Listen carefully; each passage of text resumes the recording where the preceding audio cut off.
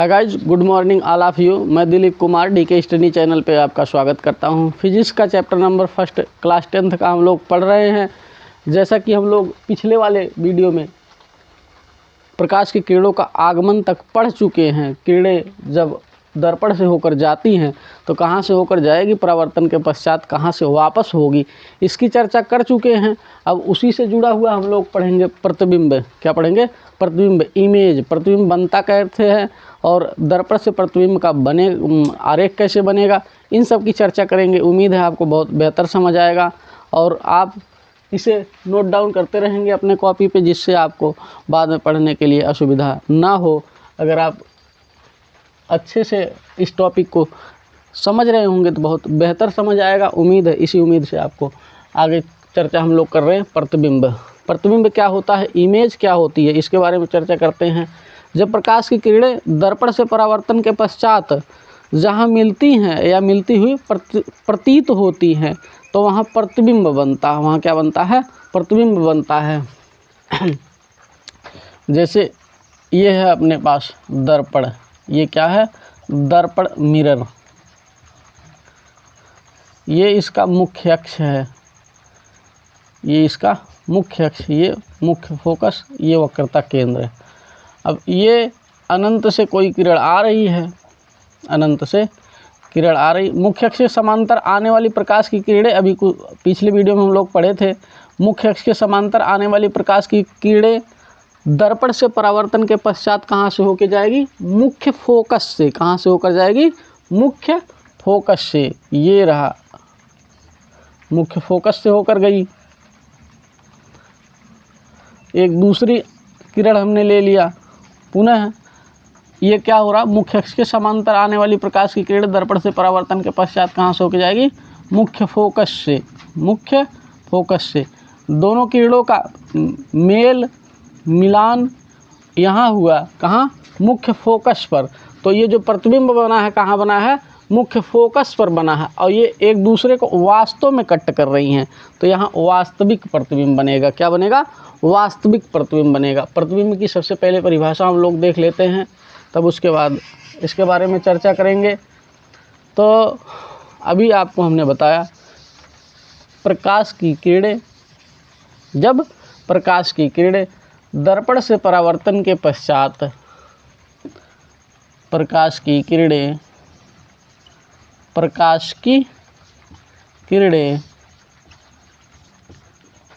दर्पण से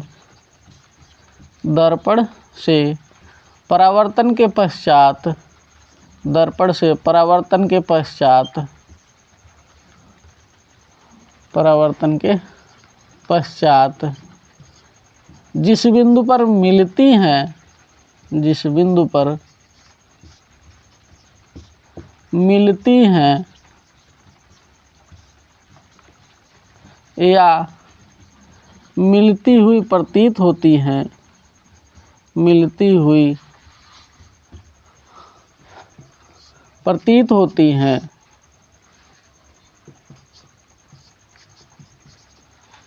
प्रतीत होती हैं, उसे प्रतिबिंब कहते हैं। प्रतिबिंब कहते हैं। प्रतिबिंब दो प्रकार का, एक तो वास्तविक प्रतिबिंब, जब वास्तव में किरणें कट या प्रतिच्छेदित करेंगी तो वास्तविक प्रतिबिंब बनेगा। नंबर 2, जब प्रतीत होगी तो क्या बनेगा? काल्पनिक या आभासी प्रतिबिंब। प्रतिबिंब दो प्रकार का है। तो अभी हम लोग देखे हैं प्रतिबिंब बनता कैसे है। ये है दर्पण, ये क्या है? दर्पण। कौन सा दर्पण? अवतल दर्पण। ये इसका मुख्य फोकस है, ये ध्रुव है, ये वक्रता केंद्र C है, ये मुख्य फोकस F है। मुख्य अक्ष के समांतर आने वाली प्रकाश की किरणें दर्पण से परावर्तन के पश्चात कहाँ से होकर जाती है? मुख्य फोकस से। ये हम लोग पढ़ चुके हैं। तो ये आ रही मुख्य अक्ष के समांतर प्रकाश की किरणें दर्पण से परावर्तन के पश्चात कहाँ से होकर जाएगी? मुख्य फोकस से पुनः एक दूसरी किरण ले लिया, ये भी कहाँ से होकर जाएगी, मुख्य फोकस से। तो ये जहाँ कट कर रही है यहाँ क्या बनेगा, प्रतिबिंब। ये क्या होगा, प्रतिबिंब। उम्मीद है प्रतिबिंब आपको बहुत बेहतर समझ आया होगा।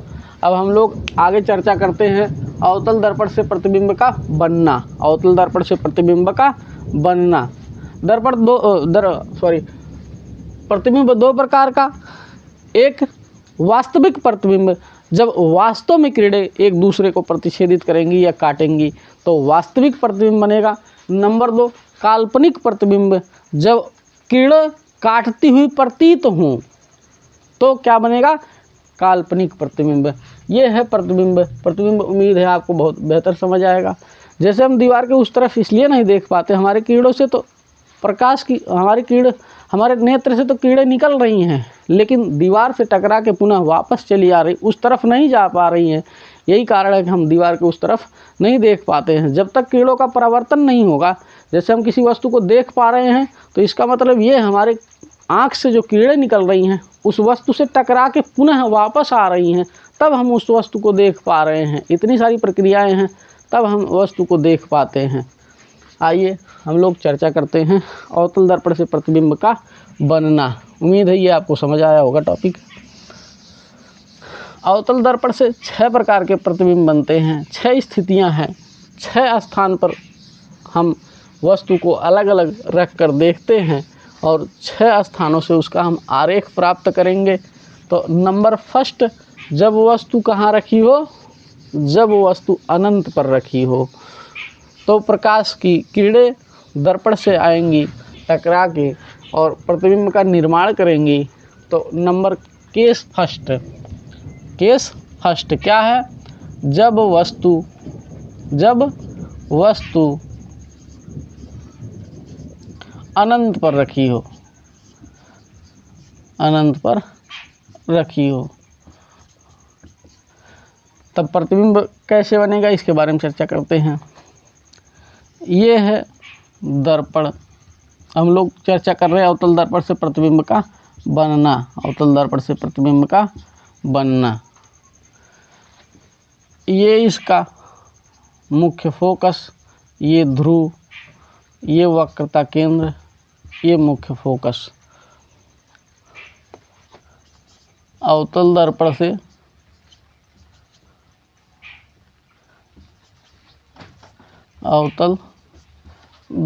से प्रतिबिंब का बनना, प्रतिबिंब का बनना।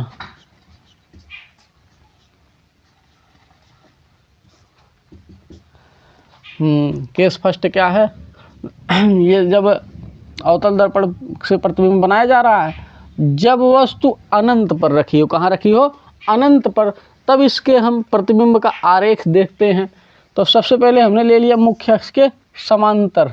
मुख्य अक्ष के समांतर आने वाली प्रकाश की किरणें दर्पण से परावर्तन के पश्चात कहाँ से होकर जाएगी, मुख्य फोकस से। पहला किरण हमने ले लिया मुख्य अक्ष के समांतर। मुख्य अक्ष के समांतर आने वाली प्रकाश की किरणें दर्पण से परावर्तन के पश्चात मुख्य फोकस से होकर जाएगी। पुनः एक किरण ले लिया और यह किरण मुख्य अक्ष के समांतर आने वाली प्रकाश की किरणें दर्पण से परावर्तन के पश्चात कहाँ से होकर जा रही है, मुख्य फोकस से। तो यही एक दूसरे को किरणें कट किया परावर्तन के पश्चात, तो यही क्या हो गया, अपना इमेज प्रतिबिंब।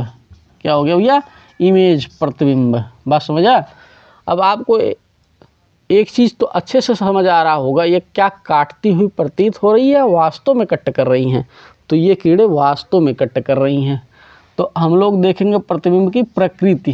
क्या देखेंगे, प्रकृति, इसकी चर्चा करते हैं। तो ये वास्तव में कट कर रही है तो प्रतिबिंब कैसा होगा, वास्तविक होगा। कैसा होगा भैया, वास्तविक होगा। अब ये वास्तविक और उल्टा होगा, वास्तविक और उल्टा होगा। नंबर 2, प्रतिबिंब बनेगा कहाँ, मुख्य फोकस पर। कहाँ बनेगा, मुख्य फोकस पर। कहाँ बनेगा भैया, मुख्य फोकस पर। नंबर 3, क्या यह वस्तु से छोटा या बड़ा? तो अनंत पर वस्तु रखी है तो वस्तु बहुत बड़ी होगी, तो ये बहुत छोटा प्रतिबिंब कैसे बनेगा? बहुत छोटा। ये इसकी प्रकृति हो गई। ये क्या हो गई भैया? प्रकृति हो गई किसकी? प्रतिबिंब की। केस फर्स्ट है, जब वस्तु कहाँ रखी हो? अनंत पर। तो प्रतिबिंब कैसा बनेगा? वास्तविक बनेगा, उल्टा बनेगा, मुख्य फोकस पर बनेगा, वस्तु से बहुत छोटा बनेगा। आइए केस नंबर सेकंड देखते हैं। जब वस्तु वक्रता केंद्र से परे रखी हो। दो तरीके से इसे कह सकते हैं, जब वस्तु अनंत और वक्रता केंद्र के मध्य रखी हो, या फिर वक्रता केंद्र से बाहर रखी हो, या फिर कह सकते हो वक्रता केंद्र के परे रखी हो। तब हम प्रतिबिंब देखते हैं कैसे बनेगा। ये है दर्पण। दर्पण में आप पहचान रहे होंगे, इतनी बार इसको बनाया गया है कि आपके दिमाग में आ ही जाएगा कौन सा दर्पण है। ये अवतल दर्पण। ये भी आपको किरण आरेख समझ आ रहा होगा। ये ध्रुव है और ये इसका वक्रता केंद्र है और ये इसका मुख्य फोकस है। वस्तु यहाँ रखी है, कहाँ? वक्रता केंद्र से परे। अब यहाँ से एक किरणें गई मुख्य अक्ष के समांतर। मुख्य अक्ष के समांतर आने वाली प्रकाश की किरणें दर्पण से परावर्तन के पश्चात कहाँ से होकर जाएगी? मुख्य फोकस से। ये रहा मुख्य फोकस। ये है ध्रुव। ध्रुव और वक्रता केंद्र को मिलाने वाली रेखा को स्पष्ट सी बात है, हम पहले पढ़ चुके हैं। क्या कहते हैं? मुख्य अक्ष कहते हैं। और मुख्य अक्ष के समांतर ये प्रकाश की किरणें आ रही है। मुख्य अक्ष के समांतर आने वाली प्रकाश की किरणें दर्पण से परावर्तन के पश्चात कहाँ से होकर जाएगी? मुख्य फोकस से। कहाँ से होकर जाएगी? मुख्य फोकस से। ये आपको उम्मीद है यहाँ तक समझ आया होगा। अब दूसरी किरण हम ले लेते हैं। दूसरी किरण कहाँ से? मुख्य फोकस से। कहाँ से? मुख्य फोकस से। मुख्य फोकस से होकर आने वाली प्रकाश की किरणें दर्पण से परावर्तन के पश्चात मुख्य अक्ष के समांतर हो जाती हैं। मुख्य अक्ष के समांतर हो जाती हैं। ये किरणें यहाँ कट किया तो यहीं प्रतिबिंब बन गया। अब इसकी प्रकृति देखते हैं प्रतिबिंब की। केस फर्स्ट है, कैसा है? क्या वास्तव में कट कर रही है, काटती हुई प्रतीत हो रही है? तो वास्तव में कट कर रही हैं। तो प्रतिबिंब कैसा बनेगा? वास्तविक बनेगा। कैसा बनेगा? वास्तविक बनेगा। वास्तविक। और ये वस्तु ऊपर रखी है, ये नीचे बना है, तो कैसा होगा? ये उल्टा होगा। कैसा होगा भैया रे? उल्टा होगा। ध्यान से पढ़ना, बहुत बेहतर समझ आएगा। एक बात हो गई वास्तविक और उल्टा हो गया। अब ये बनेगा कहाँ? स्पष्ट सी बात दिखाई दे रही होगी। मुख्य फोकस और वक्रता केंद्र के मध्य में। मुख्य फोकस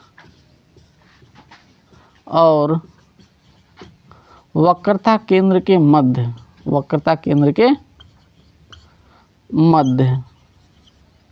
ये भी आपको दिखाई दे रहा होगा। ये है मुख्य फोकस, ये वक्रता केंद्र, इसी के बीच में कहीं प्रतिबिंब बनेगा। ये फिक्स नहीं है कि मतलब मध्य, ये पैमाना कोई लिए रहेंगे नाप के, ना जी, यहीं बनेगा। ये इसके बीच में कहीं भी बन सकता है। बात समझा? जैसे दो लोग बैठे हैं, उसके बीच में स्पेस है, तो ये ना नाप के हम कहेंगे यहीं बैठेगा।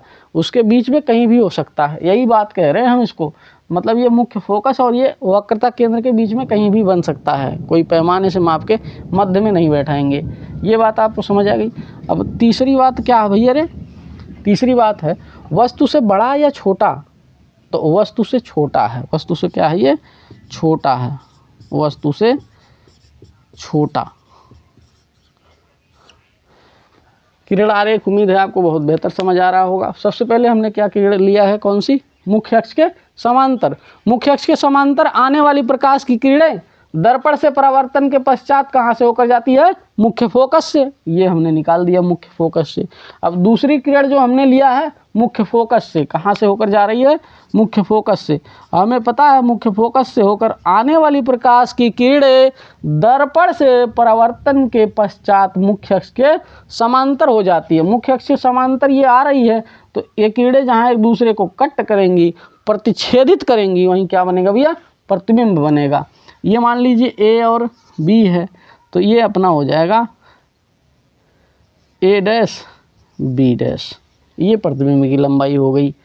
ये वस्तु की लंबाई है, ये प्रतिबिंब की लंबाई है। और आप किरण आरेख अच्छे से बनाएंगे, बहुत बेहतर समझ आएगा। सबसे पहले किरण हमने क्या लिया है, मुख्य अक्ष के समांतर। हमें पता है मुख्य अक्ष के समांतर आने वाली प्रकाश की किरणें दर्पण से परावर्तन के पश्चात कहाँ से होकर जाएगी, मुख्य फोकस से। कहाँ से होकर जाएगी, मुख्य फोकस से। दूसरी किरण हमने जो ले लिया है मुख्य फोकस से, ये भी हमें पता है मुख्य फोकस से होकर आने वाली प्रकाश की किरणें दर्पण से परावर्तन के पश्चात मुख्य अक्ष के समांतर हो जाती हैं। और ये दोनों किरणें जहाँ एक दूसरे को परावर्तन के पश्चात प्रतिच्छेदित करेंगी, वहीं क्या बनेगा, प्रतिबिंब बनेगा। केस सेकंड हम लोग देख लिए। केस थर्ड, स्थिति तीसरी, जब वस्तु कहाँ रखी हो, जब वस्तु वक्रता केंद्र पर रखी हो। जब वस्तु कहाँ रखी हो भैया रे, वक्रता केंद्र पर, तब इसके प्रतिबिंब का निर्माण अवतल दर्पण से किस प्रकार होगा, इसकी चर्चा हम लोग करते हैं। आइए देखते हैं। केस थर्ड क्या है भैया, जब वस्तु वक्रता केंद्र पर रखी हो, जब वस्तु वक्रता केंद्र पर रखी हो। हाँ देखो भैया, सबसे पहले हम क्या बनाएंगे, दर्पण। क्या बनाएंगे, दर्पण। ये बन गया दर्पण। दर्पण कौन सा, ये ऊपर लिखा है। कौन से दर्पण से हम प्रतिबिंब बना रहे, अवतल दर्पण से। Concave mirror, concave mirror. ये है ध्रुव, ये वक्रता केंद्र, और ये है मुख्य फोकस। तो वक्रता केंद्र इसी पे वस्तु रखी है, यहीं। सबसे पहली किरण हमने ले लिया मुख्य अक्ष के समांतर। मुख्य अक्ष के समांतर आने वाली प्रकाश की किरणें दर्पण से परावर्तन के पश्चात कहाँ से होकर जाएगी, मुख्य फोकस से। कहाँ से होकर जाएगी, मुख्य फोकस से। तो ये निकाल दिया मुख्य फोकस से। दूसरी किरण ले लिया हमने मुख्य फोकस से। मुख्य फोकस से होकर आने वाली प्रकाश की किरणें दर्पण से परावर्तन के पश्चात कहाँ से होकर जाएगी, मुख्य अक्ष के समांतर हो जाएगी। मुख्य अक्ष के समांतर हो जाएगी। A B, A dash B dash. ये किरण ऐसे आई, यहाँ से निकली। ये किरण ऐसे आई, यहाँ से निकली। अब यहीं एक दूसरे को कट कर रही हैं, यहीं क्या बनेगा, प्रतिबिंब बनेगा। अब स्पष्ट दिखाई दे रहा होगा। कट कहाँ कर रही है, सी। ये पॉइंट सी है, बिंदु सी, मतलब वक्रता केंद्र है। तो वस्तु कहाँ रखी है, वक्रता केंद्र पर रखी है। और प्रतिबिंब भी कहाँ बन रहा, वक्रता केंद्र पर बन रहा है। देखने से स्पष्ट दिखाई दे रहा, वस्तु के लंबाई के बराबर प्रतिबिंब भी है। मतलब वस्तु के बराबर, ना छोटा ना बड़ा। तो सबसे अब इसकी हम प्रकृति की चर्चा करते हैं। इसकी प्रकृति,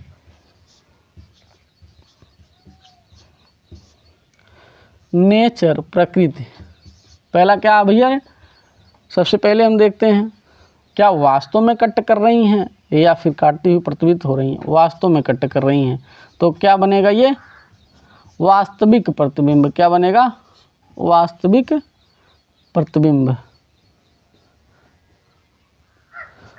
अब ये वस्तु ऊपर रखी है, प्रतिबिंब नीचे बना है, तो कैसा होगा, वास्तविक उल्टा। केस सेकंड, बना कहाँ है ये, वक्रता केंद्र पर। कहाँ बना है, वक्रता केंद्र पर। वस्तु से बड़ा या छोटा, वस्तु के बराबर। वस्तु के बराबर।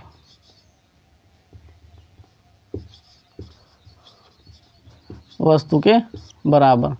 अब ये देखो, सबसे पहले किरण हमने ले लिया है, कैसे लिया है, मुख्य अक्ष के समांतर। मुख्य अक्ष के समांतर आने वाली प्रकाश की किरणें दर्पण से परावर्तन के पश्चात मुख्य फोकस से होकर जाती है, तो ये मुख्य फोकस से निकल गई। दूसरी किरण हमने ले लिया मुख्य फोकस से। कहाँ से ले लिया, मुख्य फोकस से।